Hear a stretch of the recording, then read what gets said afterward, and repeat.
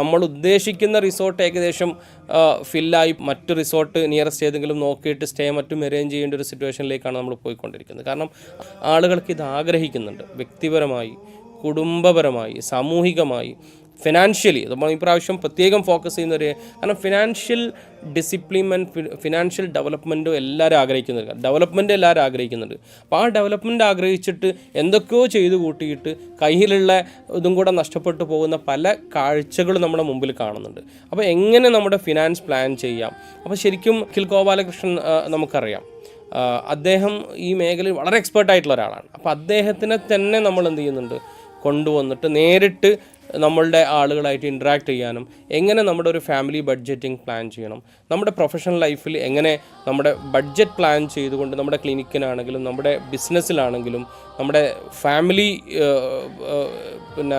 സ്പെൻഡിങ്ങിലാണെങ്കിലും എങ്ങനെ discipline keep ചെയ്യാൻ പറ്റും, എങ്ങനെ അത് ഡെവലപ്പ് ചെയ്യാൻ പറ്റും, എവിടെ ഇൻവെസ്റ്റ് ചെയ്യണം, എപ്പോൾ ഇൻവെസ്റ്റ് ചെയ്യണം, ഇങ്ങനത്തെ കാര്യങ്ങളൊക്കെ അറിഞ്ഞിരിക്കണം. അപ്പോൾ അദ്ദേഹത്തിൻ്റെ സെഷൻ തന്നെ നമ്മളിതിൽ ഇൻക്ലൂഡ് ചെയ്ത് ആ ഒരു ഏരിയയിൽ ഫോക്കസ് ചെയ്തിട്ടുണ്ട്.